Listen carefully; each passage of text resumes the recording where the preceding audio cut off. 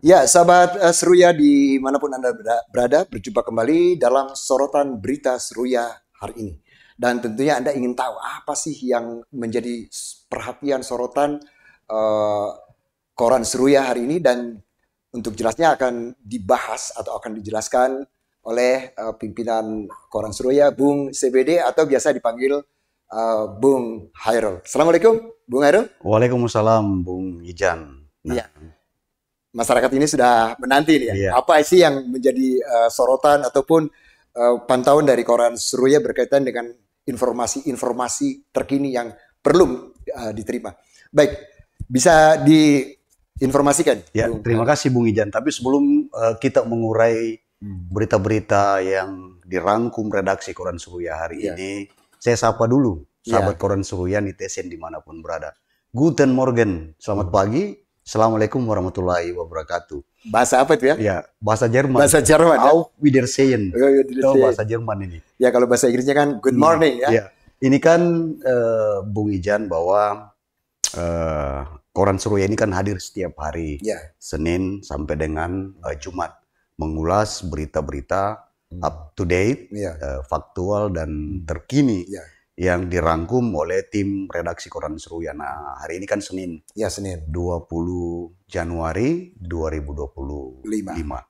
Nah, seperti judul bahasan kita di program hari ini adalah Spirit Wijato Luwu dalam bingkai peringatan Hari Jadi Luwu dan Hari Perlawanan Rakyat Luwu 23 Januari hingga Menara Payung dijadikan pusat kuliner durian di Palopo. Ini kan agak-agak menarik. Nah, pokok bahasan kita ini adalah bahwa setiap tahun itu Bung Ijan dan sahabat koran Seruya, ada di bulan Januari itu ada dua momen penting. Yaitu Hari Jadi Luwu yang diperingati setiap tanggal 21 Januari. Dan Hari Perlawanan Rakyat Luwu yang diperingati setiap tanggal 23 Januari. Nah, dua peringatan bersejarah bagi Wijato Luwu yang biasa disingkat WTL. Ini entry pointnya kita garis bawahi bahwa peringatan dua hari bersejarah ini jangan hanya seremonial. Setiap tahun diperingati dengan 4 daerah, tetapi setelah peringatan itu tidak ada efeknya. Ya, baik, sahabat Seruya, tentunya kita semua berharap bahwa setiap momen itu ada yang bisa bermanfaat bagi masyarakat. Tidak sekedar seremonial. Pandangan Bung Hairul ini bagaimana?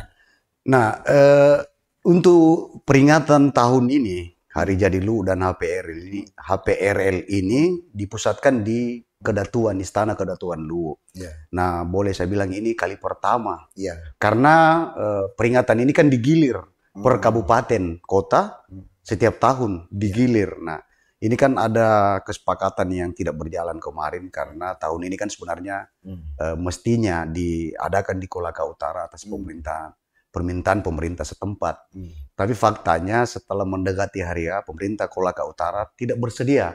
Sehingga 4 daerah yang ada di Luwu Raya ini, Kota Palopo, Kabupaten Luwu, Luwu Timur dan Luwu Utara ini berembuk. Harus dilaksanakan ini kegiatan. Disepakatilah kita pusatkan di Istana Kedatuan Luwu. Dan ini momen penting sebenarnya Bung Ijan dan sahabat koran Seruya karena sekarang ini kan boleh kita mengingatkan kembali bahwa ada cita-cita mendiang Datu Luwu dan para tokoh kita yang sudah banyak mendahului kita bahwa Tanah Luwu ini diperjuangkan menjadi provinsi. Perjuangan yang boleh kita bilang sampai hari ini belum ada tanda-tandanya, masih mengawang-awang. Belum ada sinyal-sinyalnya. Belum ada sinyal-sinyal. Walaupun sebenarnya semangat dan spirit membentuk Provinsi Luwu Raya itu tidak pernah pudar. Terus bergelora, tetapi kan faktanya sampai hari ini untuk mencapai the goals Provinsi Luwu ini kan belum. Baik, Bu Hairul. Sahabat Seruya, bicara soal tadi perjuangan. Dalam pesta demokrasi yang kita lalui beberapa waktu lalu, legislatif. Iya. Kan itu ada muncul legislator kita. Iya. Menurut Bung Hairul, di mana perjuangan yang apa yang dicita-citakan tadi? Iya. Perjuangan menuju luhur raya provinsi ini, silakan. Saya minta maaf, ada satu kesimpulan saya yang boleh saya bilang agak pahit-pahit sedikit, bahwa perjuangan pembentukan provinsi luhur raya per hari ini ibarat mendorong mobil mogok. Bayangkan Miki, Bung Ijan dan sahabat kawan Surya, bagaimana itu kalau mobil mogok didorong? Mogok tidak ada bensin. Ya, tersendat-sendat. Kita dorong. Iya. Itu posisi. Ini pendapat saya pribadi bahwa sampai hari ini perjuangan pembentukan provinsi luhur raya itu masih ibarat mendorong mobil mogok. Nah, banyak kendala yang seperti catatan yang kita ketahui bahwa pertama, semangat membentuk provinsi luhur raya itu memang ada. Tetapi secara persyaratan belum terpenuhi. 4 kabupaten yang ada di luhur raya plus 1 kota ini, 3 kabupaten dan 1 kota ini belum memenuhi persyaratan. Mesti 5 daerah otonom. Nah, kita tengah memperjuangkan Kabupaten Luwu Tengah, wilayah Walendrang dan Lamasi menjadi 1 kabupaten sehingga memenuhi persyaratan itu. Itu salah satu kendala. Tapi susahkah membentuk sebuah daerah baru untuk melengkapi persyaratan menjadi provinsi? Inilah yang menjadi kendala, bahwa sampai hari ini ada moratorium pemekaran DOB, daerah otonomi baru, masih berlaku moratorium. Tetapi kan mestinya dalam rangka kita kaitkan ke peringatan HPRL ini, Wijata Luwu yang nantinya tudang sipulung di Istana Kedatuan Luwu tanggal 23 Januari yang menjadi puncaknya, kita menitip bahwa provinsi luhur raya ini harus menjadi titik fokus bagaimana kembali kita menggemakan, menggelorakan, dan kita duduk untuk melengkapi berbagai persyaratan yang memang belum terpenuhi. Salah satu persyaratan juga yang belum terpenuhi bahwa Kabupaten Luwu Timur sebagai bagian yang tidak terpisahkan dari luhur raya ini, DPRD-nya di sana belum mengeluarkan rekomendasi persetujuan pembentukan provinsi luhur raya. Kan mestinya ada itu. Kota Palopo kan sudah mengeluarkan rekomendasi, setuju provinsi luhur raya dibentuk. Kabupaten Luwu Utara juga sudah. Kabupaten Luwu. Catatan koran Seruya per hari ini DPRD Luwu Timur belum mengeluarkan rekomendasi persetujuan. Nah, dalam pertemuan nanti kan mesti ya keluarkan sambil menunggu moratorium dicabut. Moratorium pembentukan DOB. Tapi kalau melihat perkembangan luhur raya ya, wilayah luhur raya ini kan begitu gencar ya dari sisi perdagangan, pariwisata. Apakah tidak bisa minta dispensasi atau apalah? Tapi sebelum dijawab, kita ikuti pesan-pesan berikut. Menarik ini, nanti kita bahas. Menindaklanjuti perintah Presiden Prabowo Subianto, dukung program ketahanan pangan, personel Polres Palopo terjun langsung melakukan penanaman jagung di lahan sebesar 2 hektar yang berlokasi di Kecamatan Teluanua, Kota Palopo. Penanaman jagung dilakukan di 2 titik, yaitu Kelurahan Jaya dan Maruangin, Kecamatan Teluanua, yang masing-masing seluas 1 hektar yang merupakan lahan milik warga. Polres Palopo menyiapkan 30 kg lebih benih jagung untuk ditanam di 2 lokasi penanam tersebut, sembari terus melakukan pendampingan. Hari ini kita telah melakukan penanaman jagung di 2 titik, masing-masing 1 hektar, yaitu di lokasi lingkungan Sang Buah, Kelurahan Jaya, kemudian di lokasi ini lingkungan Sang Poh, Kelurahan Maruangin. Nah, harapan kita kegiatan ini ke depannya semoga sukses untuk menunjang dan mendukung masyarakat kita dalam hal ketahanan pangan. Camat Teluanua Erik Siga membenarkan bahwa lahan yang digunakan adalah milik warga dan bersedia bekerja sama untuk kegiatan ketahanan pangan ini. Erik menambahkan pihaknya akan selalu membantu mulai dari proses pembersihan lahan, penanaman, perawatan hingga panen. Erik mengaku sangat mengapresiasi kegiatan yang dilakukan Polres Palopo yang dinilai sangat peka dalam melaksanakan program-program nasional. Pertama-tama saya ucapkan terima kasih kepada Bapak Kapolres Kota Palopo yang telah menginisiasi kegiatan ini. Ini adalah merupakan kegiatan nasional yang diperintahkan oleh Bapak Presiden Prabowo mengenai ketahanan pangan nasional. Dan inilah salah satu program, inilah kelebihan dari Bapak Kapolres yang cepat menangkap apa yang diinstruksikan oleh Bapak Presiden. Pihaknya akan terus mendukung dan melaksanakan program-program nasional seperti ketahanan pangan di Teluan Nua dan akan mencari lagi lahan di wilayahnya yang dapat dikembangkan untuk program ketahanan pangan.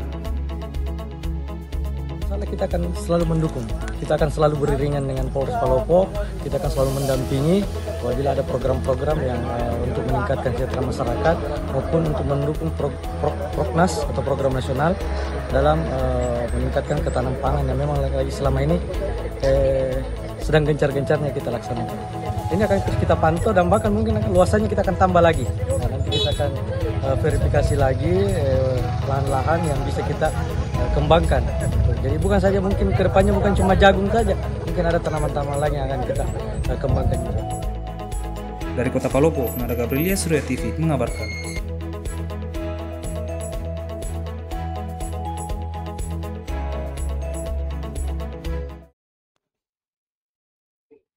Ya, sahabat Surya, kita bertemu kembali. Kita akan membahas berkaitan dengan sorotan berita koran Surya hari ini, yaitu berkaitan dengan Hari Perjuangan Rakyat Luwu Raya. Dikaitkan dengan upaya-upaya bagaimana mewujudkan Provinsi Luwu Raya. Nah, tadi Bung Hairul tadi kita bahas mengenai adanya wakil-wakil rakyat kita di kota, kabupaten, provinsi, dan pusat. Sejauh mana ini menurut Bung, apakah hanya dalam kampanye atau dalam wujud perjuangan mereka ini kaitannya dengan perjuangan Luwu Raya? Apakah mereka juga fight begitu? Silakan. Mestinya memang seperti itu, harus fight. Tetapi jauh sebelum kita ke ranah itu, mestinya kan berbagai persyaratan itu harus terpenuhi. Nah, salah satu tadi bahwa masih ada satu kabupaten yang belum DPRD-nya belum mengeluarkan rekomendasi. Sebaiknya ya dalam peringatan HPRL ini ada tokoh kita yang mengingatkan ke DPRD Luwu Timur untuk ya kasih keluar itu, lengkapi persyaratan. Karena pembentukan Provinsi Luwu Raya ini akan sejalan nanti dengan pemekaran wilayah Walendrang Lamasi. Walmas menjadi Kabupaten Luwu Timur. Apa menjadi Kabupaten Luwu Tengah. Nah, sejalan itu, lengkapi persyaratan. Katakanlah sekarang ini masih ada moratorium pembentukan DOB, Daerah Otonomi Baru. Belum dicabut pemerintah pusat. Se-Indonesia ini berlaku. Tetapi ada kan namanya diskresi. Diskresi Presiden. Nah, kalau persyaratan sudah memenuhi, kemudian para wakil rakyat kita dari Dapil 3 Sulsel ini ngotot memperjuangkan itu sampai memaparkan bahwa kondisi Luwu Raya sebenarnya ini wilayah Luwu Raya plus Cikal Bakal Kabupaten Luwu Tengah ini layak menjadi provinsi, sangat layak. Memperjuangkan itu saya kira akan menjadi catatan pemerintah pusat. Bahwa memang Luwu Raya ini sudah layak menjadi provinsi atau daerah otonomi baru. Nah, cuman memang kita sayangkan, kita jujur saja bahwa wakil rakyat kita di DPR RI ini kan satu orang yang asli Wijato Luwu. Pak Ubas saja. Pak Ubas. Iya, satu orang dari berapa 7 kalau tidak salah 7 wakil rakyat dari Dapil 3 Sulsel, yang di dalam Dapil 3 Sulsel itu masuk wilayah Luwu Raya. Nah, Wijato Luwu hanya satu. Tapi kan saluran-saluran lain kan banyak. Iya, masalahnya kan ya boleh kita bilang kalau kita berbicara di Senayan, itu kan bagaimana kita punya wakil itu ngotot memperjuangkan. Nah, ngotot enggak? Yang tidak wakil rakyat dari Dapil 3 Sulsel ini karena tidak ada darah Luwu-nya, tidak ada Wijato Luwu-nya melekat situ, apakah mereka akan ngotot? Di luar Pak Ubas ini. Kan hanya satu. Iya, iya. Nah kita berharap ya Pak Ubas ini bisa bagaimana, apalagi dari partai penguasa sekarang ini. Ya. Pak Ubas bisa bagaimana ngotot juga memperjuangkan itu, mengajak wakil rakyat lainnya dari Luraya, dari Dapil 3 Sulsel untuk sama-sama bahwa ada suara masyarakat Lu yang dikasih kemarin. Masyarakat Lu ini mau membentuk wilayahnya menjadi provinsi. Nah sejalan dengan itu ya kita berharap bahwa spirit peringatan HPRL tahun ini dan hari jadi Lu ini benar-benar mengingatkan kembali keinginan aspirasi masyarakat Lu untuk Raya. membentuk provinsi Luraya yang sudah puluhan tahun ini kembali bergema. Setiap tahun diperjuangkan. Setiap tahun. Tetapi ini kan ya boleh kita bilang spiritnya hilang. Hilang. Hanya sekedar seremoni. Iya. Seremoni belaka. Tetapi sahabat Koran Surya Bung Ijan bahwa peringatan HPRL ini bukan hanya sekedar provinsi Luraya. Banyak momentum-momentum yang bisa diambil oleh 4 daerah ini. Bagaimana misalnya katakanlah 4 daerah ini berkolaborasi memajukan tanah ekonomi dulu. atau apa. Ada kerjasama, spirit apa seperti itu, dan peringatan HPRL ini tahun ini akan menjadi semacam wadah duduk bersama. Para pimpinan daerah dari 4 kabupaten kota, para tokoh, ulama, tokoh adat, dan stakeholder terkait lainnya melihat Luraya ini di tahun ini bagaimana. Sebenarnya, sahabat Surya, apa sih sebenarnya pentingnya mewujudkan provinsi Luraya yang belum sampai sekarang belum jadi? Sebenarnya kepentingan yang paling mendasar itu apa? Ya, tentu kalau kita lihat bahwa Luraya ini sebenarnya punya SDA yang begitu besar. Potensi sumber daya alam yang begitu besar. Kalau kita kelola sendiri dalam sebuah provinsi, tentu akan sejahtera lah masyarakat. Jadi rentang ininya pendek ya? Ya. Terus kan ya tidak bisa kita pungkiri dengan kita bergabung di Provinsi Sulawesi Selatan ini kan. Bayangkan satu contoh saya bilang ini. Pale, Nekel, yang ada di Sorowaku itu kan SDA yang mestinya mensejahterakan masyarakat Wijatelu. Tetapi kan bagi hasilnya itu apa yang didapat oleh Jenek Ponto, Kota Palopo sama. Mestinya kan 4 daerah di Luraya ini persentasenya mestinya lebih besar. Iya. Tapi karena kita berada dalam bingkai Provinsi Sulawesi Selatan, Iya. bagi hasil dari keberadaan SDA kita, apa yang didapatkan oleh Jenek Ponto, Bulukumba, Parepare, dan daerah lainnya, sama yang didapatkan Kabupaten Lu, sama yang didapatkan Iya. Kota Palopo. Ini kan aneh. Kita punya SDA, tetapi ya inilah makanya membentuk Perlunya perjuangan. membentuk Provinsi Luraya itu sudah menjadi wajib, mutlak. Iya. Kemudian kan juga boleh kita bilang bahwa ya dalam rangka proses pembagian kue pembangunan, kadang-kadang Luraya ini dianaktirikan. Bahkan mungkin dilupakan. Tidaklah, artinya kan, tetapi kan kurang-kurang kita penyumbang PAD Sulawesi Selatan cukup besar dari sektor tambang, pertanian, tetapi kan pembangunan di Luraya ini kalau kita membandingkan daerah-daerah lainnya seperti Bosowasi, apalagi kita masih jauh. Ini kan juga salah satu cerita-cerita dari para tokoh kita bahwa ya agak dianaktirikan kita. Tanda kutip ada agak dianaktirikan kita. Termasuk di pemerintahan Provinsi Sulawesi Selatan. Ya dihitung jari tuh pejabat tokoh pejabat dari Luraya yang diberi kesempatan. Padahal kan kalau bicara tentang SDM, ya Luraya juga punya SDM, Bos. Tetapi ya itu tadi, kita kurang mendapat ini kesempatan. Saat ini sekarang kan satu Wijatelu yang kepala dinas. Ya, Dinas Kadis Kesehatan Provinsi Sulawesi Selatan, Dr. Ishak Iskandar. Tapi yang lainnya kan banyak. Baik. Sahabat Surya, menarik sekali. Nanti kita akan bahas tersendiri berkaitan dengan masalah Luraya ini. Kita akan ikuti pesan-pesan berikut. Bagi sahabat Seruya yang ingin mencari lokasi wisata kuliner dengan view dan spot foto-foto yang keren di Kolaka, Sulawesi Tenggara, ada salah satu rekomendasi tempat nongkrong yang asyik dan estetik. Tepoe Cafe dan Resto adalah pilihan yang tidak boleh Anda lewatkan jika ke Kabupaten Kolaka. Berada di Jalan Pemuda, Kelurahan Balandete, Kecamatan Kolaka, kafe ini menawarkan pengalaman nongkrong yang unik dengan suasana segar di pinggir sawah. Tepoe Cafe menghadirkan pemandangan sawah yang luas dengan pesona matahari terbit yang memukau, menciptakan suasana tenang dan romantis.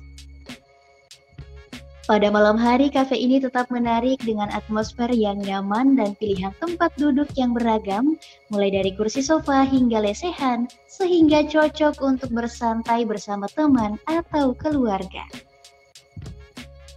Fasilitas di Tepoe Cafe sangat lengkap. Anda bisa menikmati musik live, wifi gratis, serta banyak stok kontak untuk mengisi daya perangkat Anda. Nah, kafe ini juga menyediakan musola untuk kenyamanan pengunjung yang ingin beribadah. Pelayanan ramah dan profesional menjadi nilai tambah yang membuat kunjungan Anda semakin menyenangkan. Dari segi kuliner, Tepoe Cafe menawarkan berbagai pilihan menu makanan dan minuman yang lezat dengan harga yang terjangkau. Sehingga Anda bisa menikmati tanpa khawatir kantong bolong. Untuk daftar menu makanan mulai dari harga Rp35.000 hingga Rp70.000 untuk menu seafood. Sementara minumannya bervariasi mulai dari Rp10.000 hingga Rp20.000. Dengan kombinasi fasilitas lengkap, pemandangan yang memukau dan suasana yang menyenangkan, Tepoe Cafe adalah tempat ideal untuk melepas penat dari rutinitas sehari-hari. Di sini juga didatangi dengan mayoritas anak muda jika weekend, sementara pada weekdays sering dikunjungi oleh mayoritas pekerja maupun membawa keluarganya. Salah satu pengunjung, Kiara, mengatakan jika setiap sebulan ia suka berkunjung ke Tepoe Cafe bersama keluarganya. Katanya, suasana di sini tenang ditambah makanannya yang enak-enak. Nah, bagi sahabat Seruya, jangan lewatkan kesempatan untuk menikmati pengalaman nongkrong yang berada di Tepoe Cafe Kabupaten Kolaka. Dari Kabupaten Kolaka, Sulawesi Tenggara, Putri Karlina, Seruya TV mengabarkan.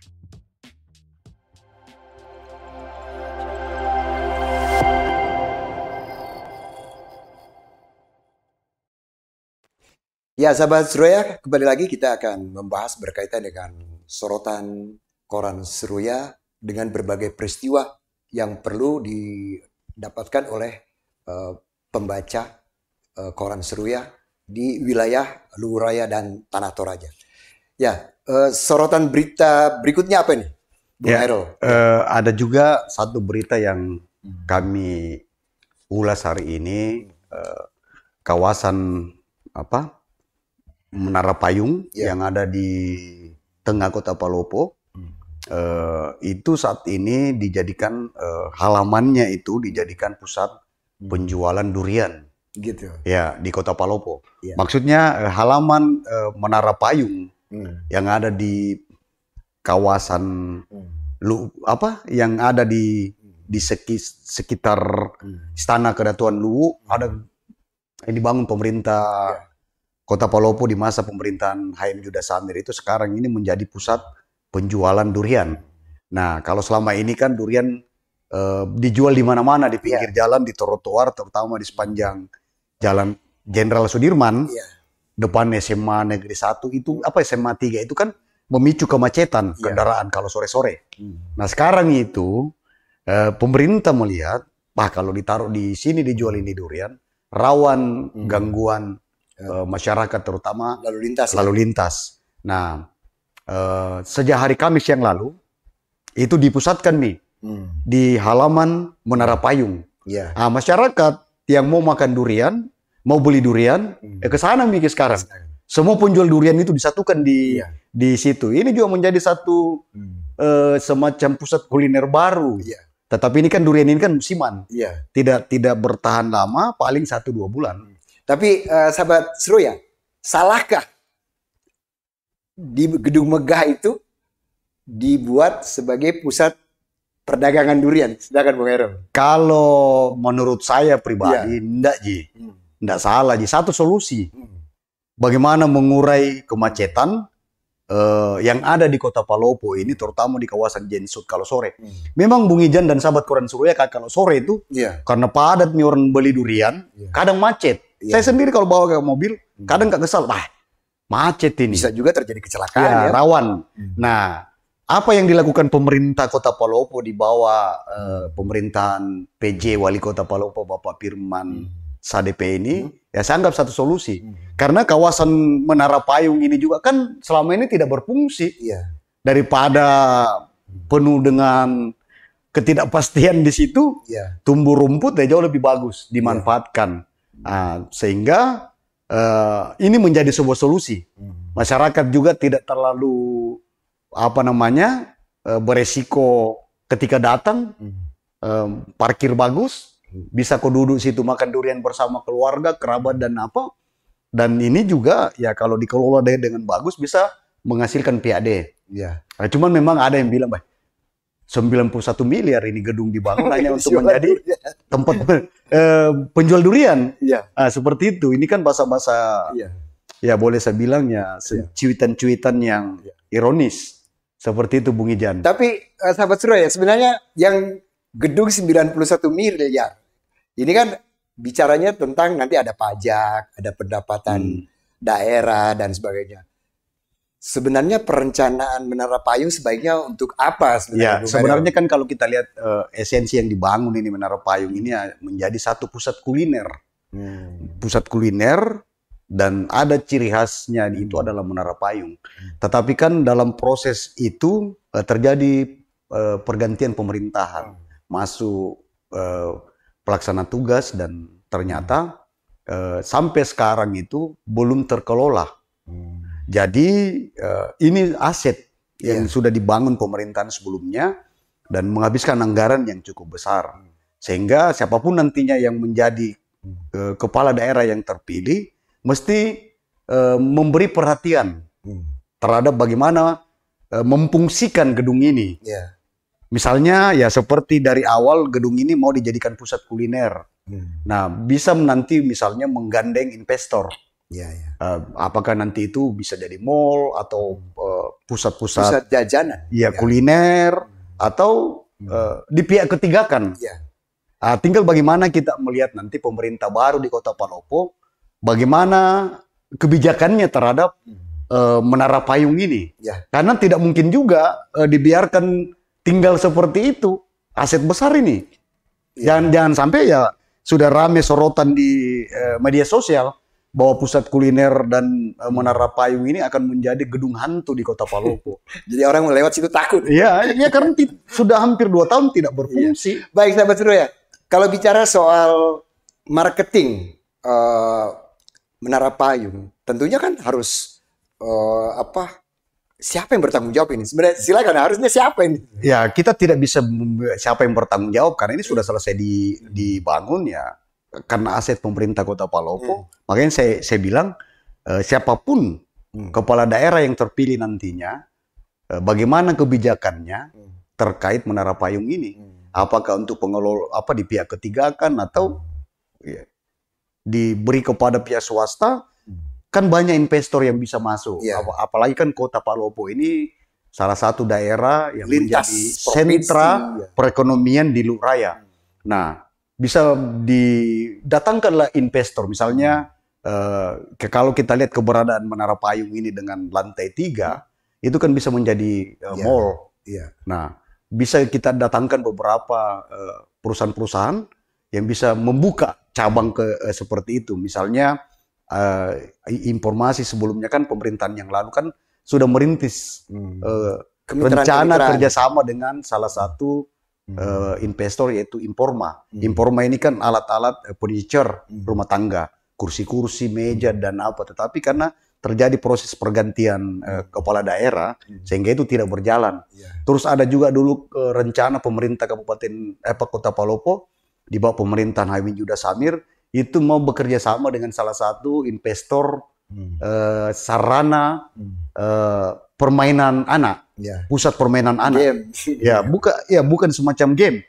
Ada permainan anak, hiburan anak, macam-macamnya ya. Macam-macam. Dan itu sudah dijajaki kerjasama. Ternyata itu juga nasibnya tidak jelas. Belum terwujud sampai sekarang. Ya, karena ada proses pergantian pemerintah. Jadi kita berharap karena ini sudah selesai dibangun,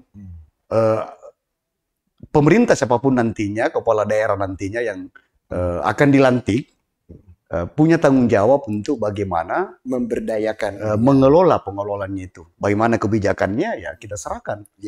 Baik, sahabat Seruya, sebelum kita lanjut lagi ataupun ada sorotan berita yang akan dibahas, kita ikuti pesan-pesan berikut ini. Pelataran gedung Menara Payung Kota Palopo yang terletak di Jalan Andi Makulau, Kelurahan Batu Pasi, kini mulai dijadikan sebagai kawasan kuliner durian. Pemindahan tersebut dimulai pada Kamis lalu. Sebelumnya, pedagang durian berjualan di bahu jalan depan Istana Kedatuan Luwu dan di trotoar Jalan Jenderal Sudirman. Menyikapi hal ini, pemerintah Kota Palopo berinisiatif memindahkan aktivitas jual beli durian ke halaman Menara Payung. Satuan Polisi Pamong Praja diturunkan untuk membantu proses pemindahan dan pendirian tenda jualan. Saat ini para pedagang belum dikenakan biaya untuk berjualan di lokasi tersebut. Kebijakan ini merujuk pada Perda Nomor 10 Tahun 2014 tentang penyelenggaraan ketentraman dan ketertiban umum yang melarang berjualan di atas trotoar, drainase maupun di bahu jalan. Selain itu, kegiatan jual beli durian sebelumnya juga menimbulkan keluhan dari masyarakat akibat kemacetan yang ditimbulkan. Awalnya kami laksanakan sosialisasi beberapa hari, berkomunikasi dengan baik, persuasif dengan Dinas Perdagangan, berkolaborasi dengan Dinas Perdagangan dan instansi terkait. Alhamdulillah mereka setuju untuk dipindahkan ke sini dan kita lihat sekarang kondisi di sini ya sangat layak untuk ditempati menjual durian serta menikmati durian yang ada di Kota Palopo. Dengan relokasi ini, baik pembeli, pedagang maupun pengguna jalan tidak perlu lagi khawatir. Halaman Menara Payung yang luas memungkinkan pengunjung untuk menikmati durian dengan nyaman tanpa mengganggu lalu lintas ataupun merugikan masyarakat sekitar. Salah seorang pedagang durian mengaku meskipun tempat yang baru belum seramai lokasi sebelumnya, namun kebijakan yang diambil pemerintah cukup efektif. Menurutnya, kebijakan tersebut memungkinkan para pedagang untuk berkumpul di satu tempat, sehingga memudahkan para pecinta durian untuk menemukan lokasi berjualan. Durian yang dijualnya saat ini berasal dari berbagai daerah, seperti Mamuju, Poso, Luwu Timur, dan sebagian kecil dari wilayah Palopo. Harganya pun bervariasi mulai dari Rp50.000 hingga Rp200.000 per ikat, tergantung pada kualitas dan ukuran. Yang pertama itu ya bagus karena memang sudah dikenal. Kalau di sini kan belum, baru beberapa hari ini kita sosialisasi di sini. Ya, itulah bagus barangkali muncul kita di sini supaya kita bisa sosialisasikan toh di mana-mana bisa kita sosialisasikan bahwa saya yang tadinya kita terpencar sekarang ini bersatu di sini dengan kebijakan dari pemerintah setempat begitu yang difasilitasi dari Satpol PP. Ya di situ anunya itu. Makanya kita sudah dialokasikan di sini. Mudah-mudahan nanti orang yang betul-betul mau makan durian ya sudah lari ke sini. Dan mudah-mudahan nanti ke depan ini bukan cuma satu musim ini, mudah-mudahan dia berlanjut akan terus supaya enggak ini lagi. Bagi sahabat Seruya yang menyukai buah durian dengan aroma khasnya, dapat mengunjungi Menara Payung di depan Istana Kedatuan Luwu untuk mendapatkan durian yang segar. Dari Kota Palopo, Nada Gabrilia, Seruya TV mengabarkan.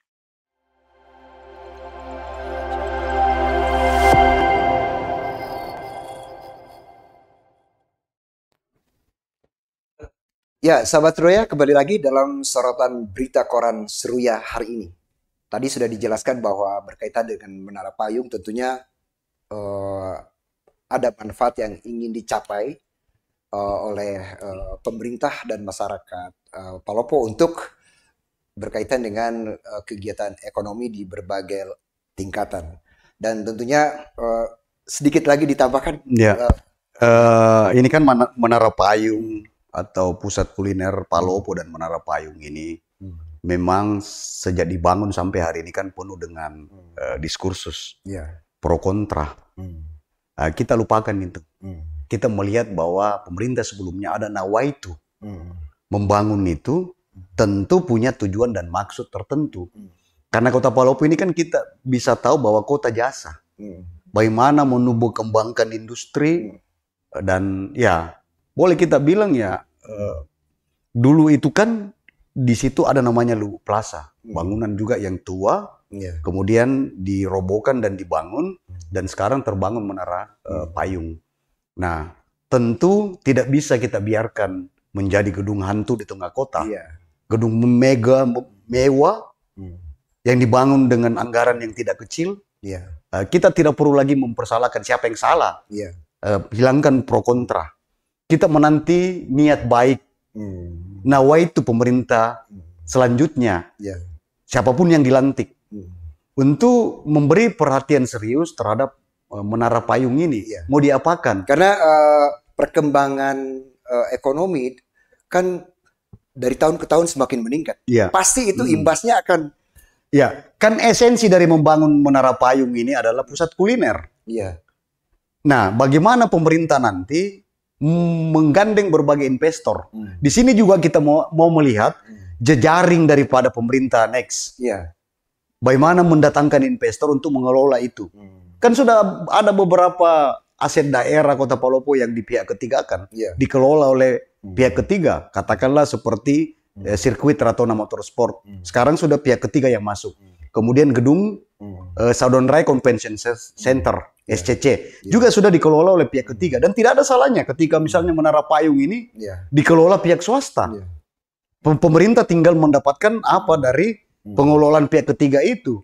Karena entry point-nya kembali bahwa ya gedung sudah selesai dibangun, kita lupakan dan tinggalkan pro kontra itu bagaimana gedung ini bisa dikelola dan menghasilkan PAD bagi Kota Palopo. Karena ya tidak mungkin juga gedung yang selesai dibangun ini menjadi terbengkalai dan menjadi boleh saya bilang gedung berhantu nanti. Tapi bicara soal tadi durian tadi, jadi memang pada prinsipnya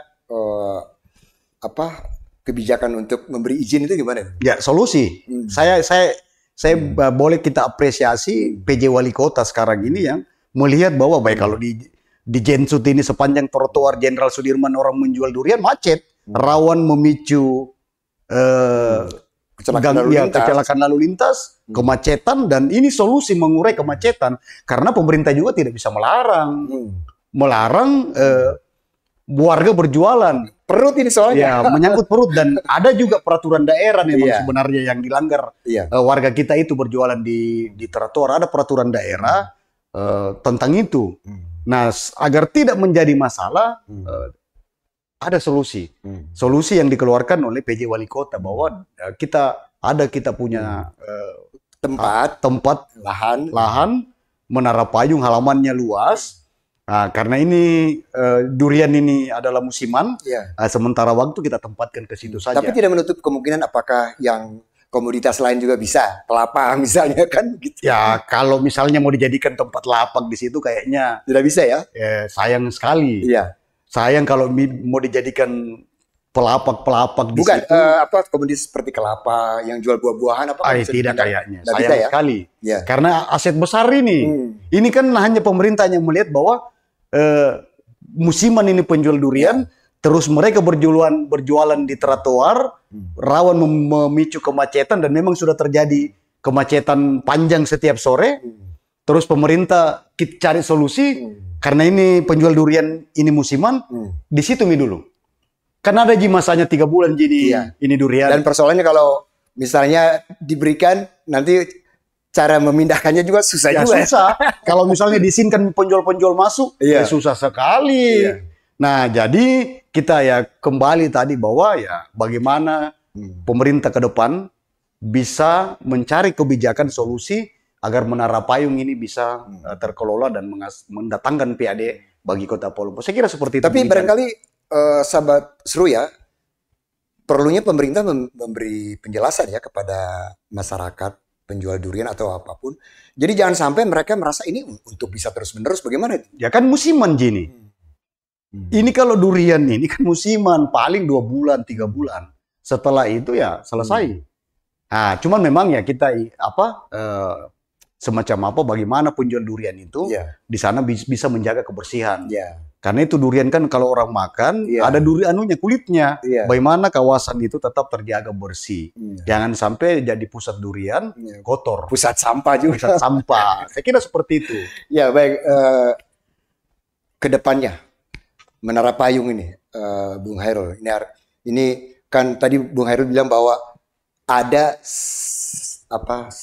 sepihak yang mengatakan bahwa itu tidak bermanfaat, tidak cocok tempatnya dan sebagainya. Ini nawaitu pemerintah ini harus dilihatnya bagaimana itu. Ya, ini kan sebenarnya esensi pertama membangun Menara Payung ini adalah menjadikan dia menjadi satu pusat perekonomian baru di Kota Palopo. Dibangunlah itu. Tetapi terjadi proses pergantian kepala daerah.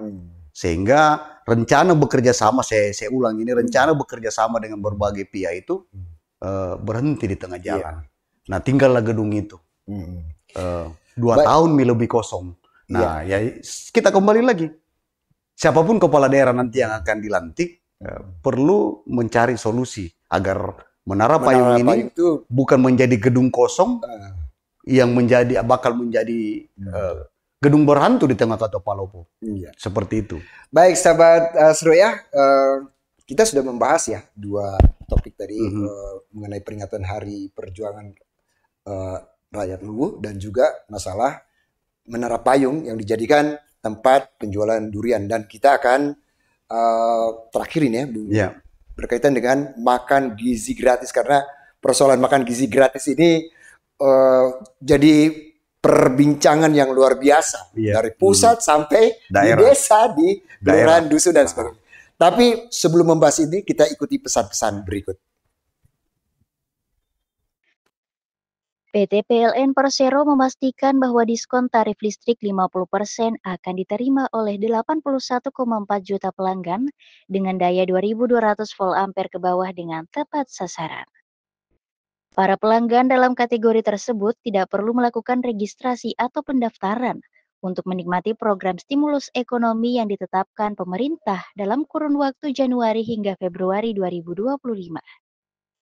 Pratisinta Utami, manajer PT PLN Persero UP3 Palopo menjelaskan, melalui sistem layanan pelanggan yang telah terdigitalisasi di PLN, akan memudahkan upaya pelayanan pelanggan termasuk penyaluran program stimulus ekonomi pelanggan rumah tangga dengan daya 450 volt ampere sebanyak 24,7 juta pelanggan, 900 volt ampere sebanyak 38 juta pelanggan, dan 1.300 volt ampere sebanyak 14,2.0 dengan visi menjadi top 500 global company dan menjadi pilihan nomor 1 bagi pelanggan untuk solusi energi melalui upaya pertumbuhan usaha, implementasi digitalisasi secara end-to-end, menjalankan transisi energi untuk mendukung tercapainya net zero emission, serta menghadirkan proses bisnis dengan SDM berkelas dunia. Sementara itu, PT PLN Persero UP3 Palopo juga menginfokan program Gebyar Awal tahun 2025, Tahun Baru Energi Baru, untuk memanjakan pelanggan rumah tangga. Program ini menawarkan diskon 50% untuk tambahan daya listrik hingga 7.700 volt ampere. Diskon ini berlaku untuk pelanggan rumah tangga satu fasa semua golongan tarif. Pelanggan dapat menikmati diskon melalui pembelian token atau pembayaran listrik via aplikasi PLN Mobile. Nah, kalau skema diskon ini, PLN memberikan diskon 50% untuk penambahan daya pelanggan-pelanggan satu fas dari 450 hingga 7.700. Syaratnya mudah sekali, pelanggan tinggal melakukan pembelian token minimal 50.000 pada aplikasi PLN Mobile atau melakukan pembayaran tagihan listrik di aplikasi PLN Mobile, nanti akan mendapatkan voucher tambah daya untuk mengikuti program tersebut. Pelanggan dengan daya awal 450 volt ampere yang ingin meningkatkan daya ke 1300 volt ampere hanya perlu membayar 398.225 dari harga normal 796.450. Sementara itu, pelanggan dengan daya awal 2200 volt ampere yang ingin meningkatkan daya ke 5500 volt ampere hanya membayar Rp1.598.850. Program ini berlaku hingga batas waktu tertentu. Oleh karena itu, pelanggan dihimbau untuk segera memanfaatkan kesempatan ini. Kalau program ini hanya berlaku dari tanggal 1 Januari sampai tanggal 15 Januari. Jadi kami berharap masyarakat bisa memanfaatkan momen ini ya, hanya 2 mingguan supaya bisa mendapatkan daya yang lebih tinggi lagi, bisa memanfaatkan tentunya karena kita tahu sekarang semuanya sudah peralatan listrik ya. Kalau misalnya butuh, ini bisa memanfaatkan program tambah daya. Dari Kota Palopo, Putri Karlina, Seruya TV mengabarkan.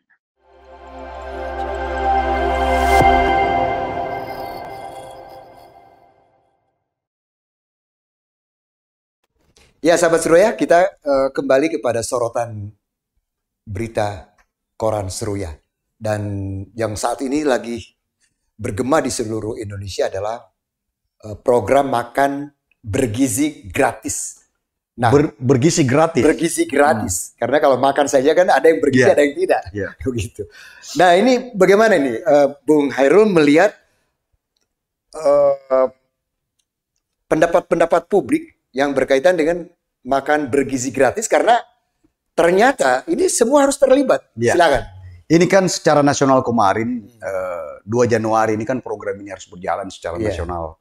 Tapi faktanya program ini ada beberapa daerah yang belum berjalan. Salah satunya di Luraya di Kota Palopo sendiri ini belum berjalan ini program.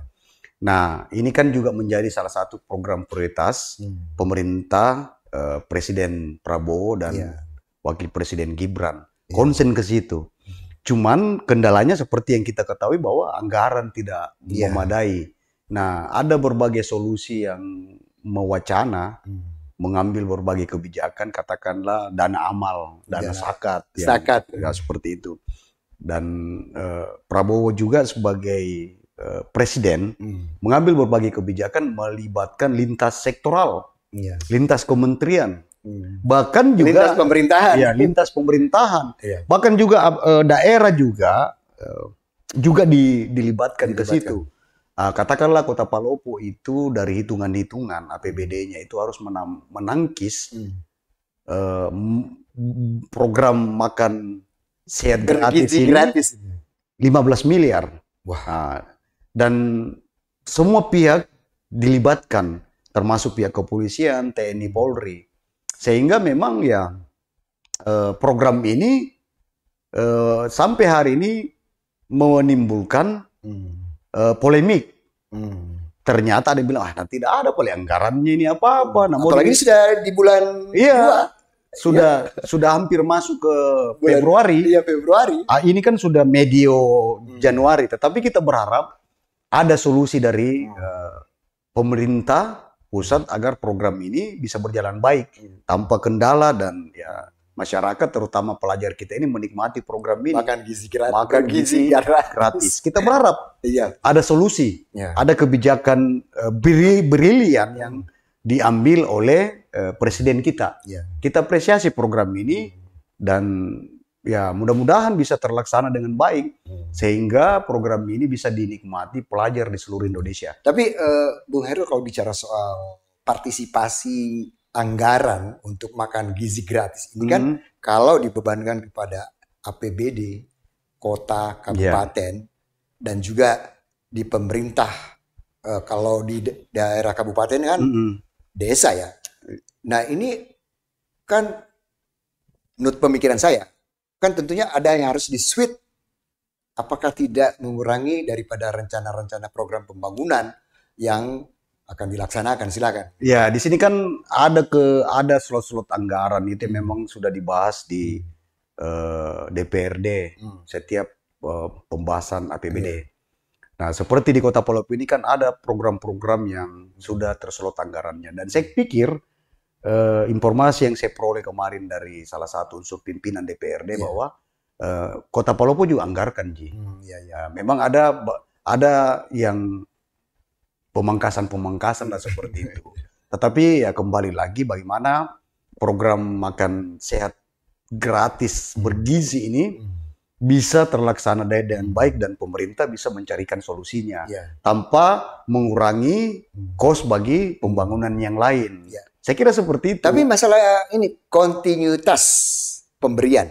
Ya, itu kan kalau kita berbicara program tentu APBD itu kan berjalan, APBN, APBD itu berjalan setiap tahun anggaran. Artinya kalau misalnya kita sudah anggarkan 15 miliar Kota Palopo untuk slot program makan gizi gratis ini, tentu berjalan 1 tahun karena sudah dihitung bahwa 15 miliar ini yang disiapkan pemerintah Kota Palopo, misalnya itu akan mengcover sekitar 22.000 pelajar sampai SMA.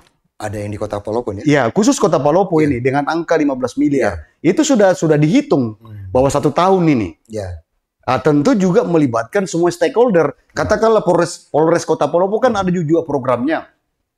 Ini kan program nasional yang harus melibatkan semua stakeholder dan wajib mensukseskan program ini. Polres Kota Palopo sudah melakukan uji coba.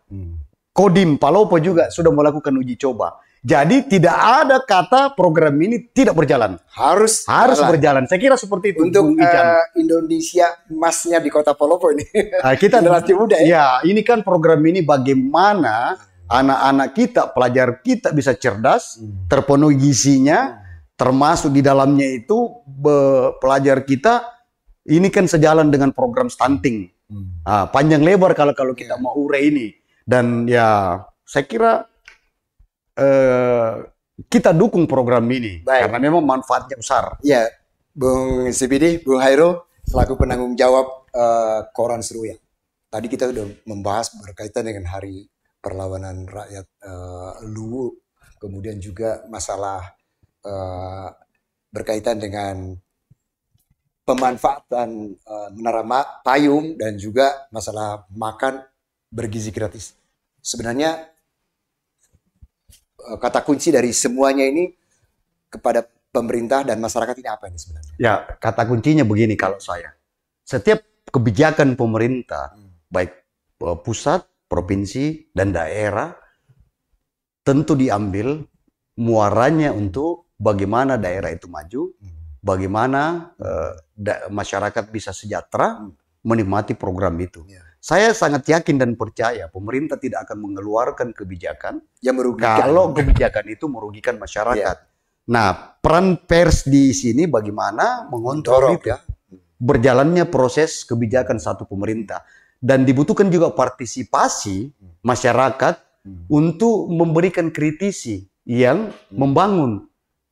Memberikan masukan, memberikan saran kepada pemerintah. Sehingga program yang digulirkan oleh pemerintah itu bisa berjalan dengan baik, bisa dinikmati masyarakat, dan tentunya tidak salah arah. Saya kira seperti itu, Bung Ijam. Baik, sahabat Seruya, demikian 3 sorotan berita Koran Seruya hari ini dan tentunya bermanfaat bagi para netizen di kawasan Luwu Raya dan Toraja, dan kita akan kembali lagi besok dengan sorotan berita menarik lainnya. Saya Bekti dan Bung Hairul mengucapkan terima kasih. Assalamualaikum warahmatullahi wabarakatuh.